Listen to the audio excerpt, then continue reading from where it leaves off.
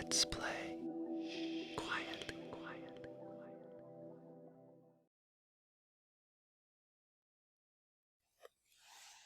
Hey everybody, it's Brian here from Let's Play Quietly, and tonight I'm playing some Golden Axe on the PC. It's part of the Sega Classics collection.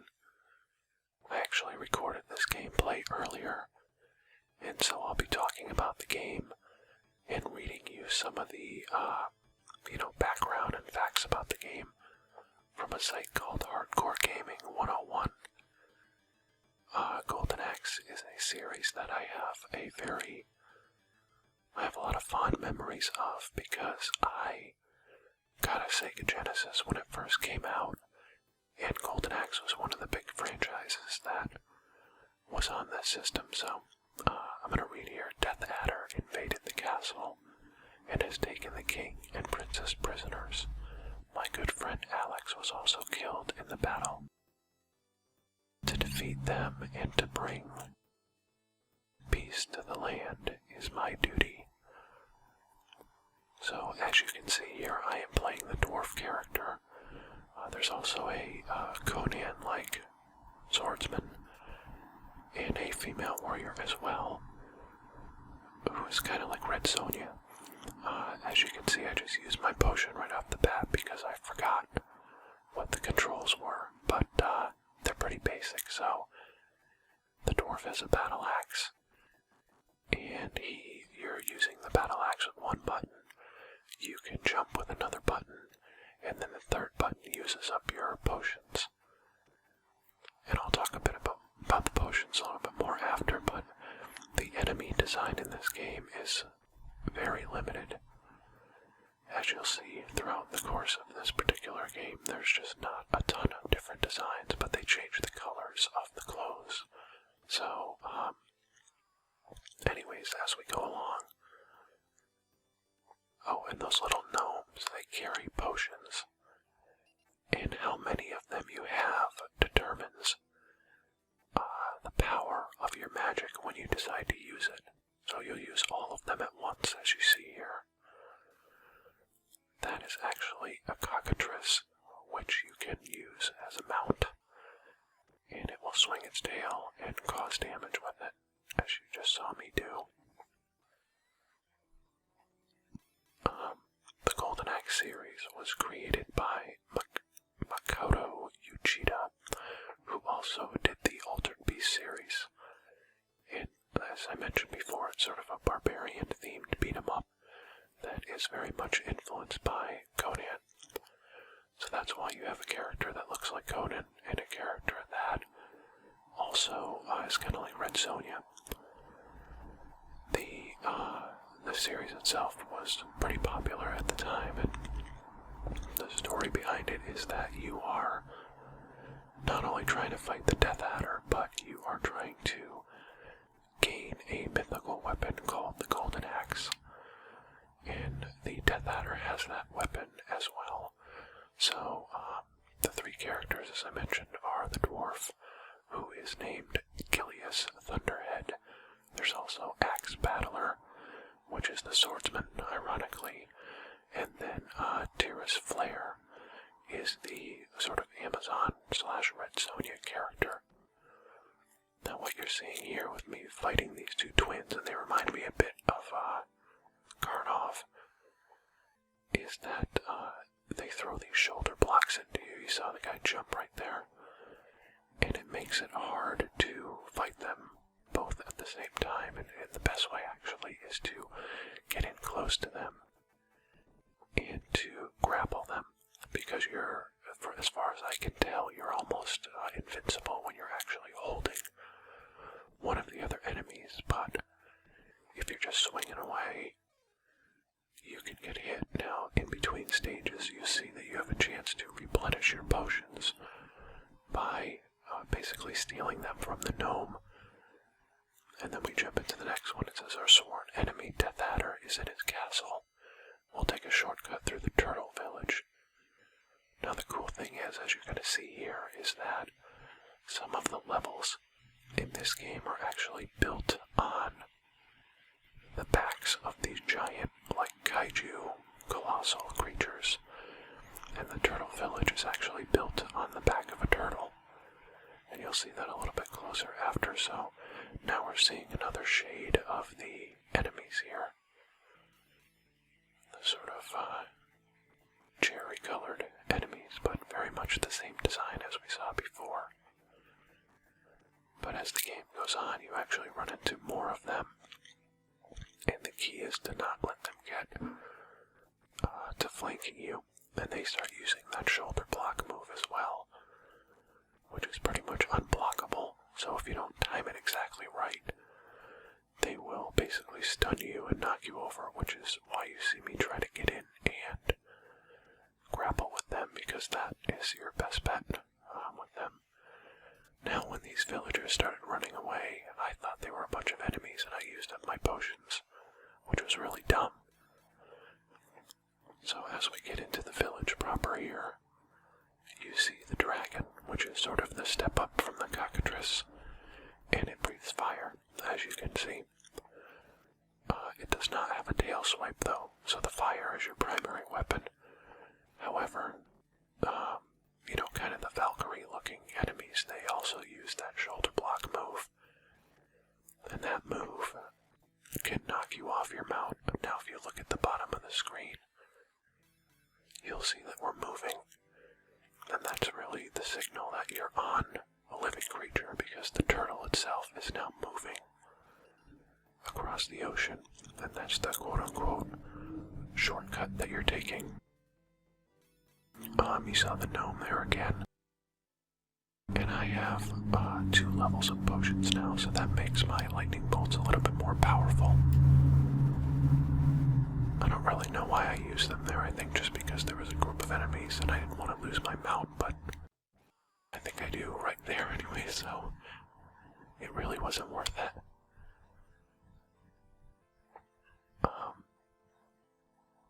And you can see, when I talk about Streets of Rage, which will be the next game that I do, I'll talk a bit about the differences here, but the combat is really simplistic in this game, and it's very kind of inelegant.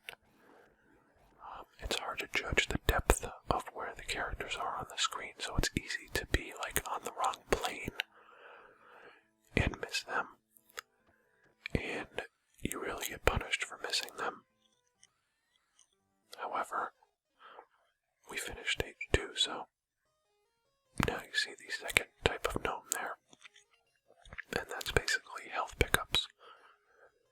So you can replenish your magic and your health at these little checkpoints, and then you continue on. Since the village was on the back of a giant turtle, the turtle takes us south across the sea. And now we'll go into the next level. And I think this is where you actually get a look at the turtle. Yep. So you'll see as we move forward here. And this is a tough spot because, again, I'm getting flanked from both sides, and the enemies are now jumping at me, and it seems like as you go farther along, they jump at you more, they do more jumping attacks and those shoulder charge attacks, so I'm just kind of constantly spamming my attacks. I do have a jumping sort of overhead smash move, but you can actually die here, this part that I just jumped over. But you see the turtle's face there, which is kind of awesome. So he basically delivered you to this next area. Now these enemies, for whatever reason, didn't trigger, so I was able to go over and just kind of start attacking. And you'll see up top that I have all my magic, which is kind of cool. But I can't remember if I actually use it in the right place again, so there's another one of those big Karnov looking dudes. I'm just trying to see if there's any cool... Oh, this game, when it first came out, actually had a different ending in the arcade than it had on the Sega Genesis. In the arcade, at the end level, the powers actually came out of the arcade machine, and it was a really weird sort of ending. That's not the case here on the Sega Genesis. I do not make it to the end of this game, so you're not going to see that. But a couple more things from Wikipedia about the game. It says lead producer Makoto Uchida was fond of action movies, particularly the Conan films, and wanted to create a game influenced by them. He said that the development team for the game was small, and development took about a year. He wanted to come up with a Double Dragon that was not Double Dragon. So obviously at this point I think Double Dragon came out in '87, and this game, let me see, came out in '89, so Double Dragon was already established. And I apologize, you can hear my old radiator in the background sort of clicking off, so hopefully you find those sounds relaxing. And we see we have another color of enemy here, the sort of gold armored enemies. And they're getting more and more aggressive. And now this knight comes out and he just lays waste to me, like constantly, so I do not fare well against him, but I did remember to actually use my spell at a point where it made sense. But I'm on my last life here, and I'm pretty sure I have to use a continue here. The name of the world that you're in this game is called Yuria. Y-U-R-I-A. And basically the three warriors set out on a quest to avenge the losses of people that they cared about at the hands of that Death Adder guy. And so, in the Sega Genesis it talks about him losing his friend. But in the original story in the arcade, I believe it was his brother that was killed. His twin brother. And so I end up beating this guy here, but I had to use a continue. And now I replenish. And we move on to the next level. And I clicked on it too quickly, so we missed the little tidbit. So now we're back to the red enemies again. But they'll climb up the platforms after you and do these jumping attacks. The good news is you don't sustain extra damage from falling from a higher level, which was good because I tumbled quite a ways there.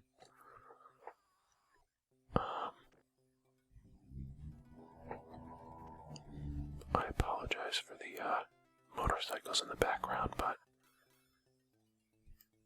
some people like to speed around at night around here. So, one of the things about the Sega Genesis version was that it remained pretty faithful to the arcade game.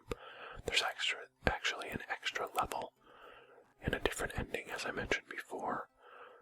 The other cool thing about this game and Streets of Rage is that they were multiplayer, whereas the big game for Super Nintendo at that point in time was Final Fight, and that was not multiplayer. And so, this game and Streets of Rage were games that, were sort of put out to rival the launch lineup of the Super Nintendo. Now you might not notice that on this level so far, but those are actually feathers in the background. And they're feathers that are flying across the screen because we're actually on the back of a giant eagle right now. And I have maxed out my potions. These guys, I'm assuming, are supposed to be like undead versions of the warriors that I've been facing so far. These sort of tombstone-colored warriors. And here's where things start to get a little bit crazy because the enemies really start to pile up. So I'm trying to grapple them as often as I can because then I'm slightly invulnerable. As you see, he tried to shoulder block me there and it missed because I was holding on to the other guy, so that's the best bet. Those skeletons are actually a pain in the butt too, and this was not a good use of my potion. So now that's gone. And these guys are flanking me and just basically shoulder blocking me to death, so not really cool. And there's no like invulnerability when you first spawn. As you can see, there's more and more enemies that are spawning at the same time. But again, for the 16-bit Sega Genesis version of this game, it looks really good. I think it still holds up well today. And despite the clunky combat, it's a blast to play. I'll probably do another playthrough with the other characters at some point, but I always start with the dwarf. And I think I have one continue left, yep, so I use it. And this particular, it's not even really a boss battle, but it's like an end of stage. It's just trying to make it through multiple waves of these enemies. Which I believe I do. There was multiple ports in this game, by the way. It went to the Atari ST and Amiga, the ZX Spectrum, the Commodore 64. But this game, to me, is second only to the arcade version. Just the Fiend's Path was a great eagle. We are taken across the skies to the castle. Now the final battle begins. And I would love to tell you that I actually made it through the final battle, but I don't. In fact, I get killed pretty quickly here, so. But I have the entire Sega Classics collection, so there's a ton of Sega games that I can do these sort of retro ASMR things for. So if you like these, then, let me know. And if there's games from the collection you want to see, let me know. There's actually some good RPGs on here, like Shining Force, which would be cool to do. Here you can see the eagle's face. And here you're going to see me die a really stupid death, but before I run out of time from that particular death, I will say, if you like this video, then please click like and subscribe to our YouTube page, and I plan on doing more of these retro games as time goes on, because I am a huge fan of the Sega Genesis. It's probably my second favorite console, just behind the original Nintendo Entertainment System, so. And I did not know right there that you could fall off. So that is where I died, and it is game over, so that is going to wrap up this one. The last thing you'll see here is that they actually rank you after the game, and I got a D ranking, or maybe C. So I've got a lot of room for improvement, but we'll check into that next time, so take care.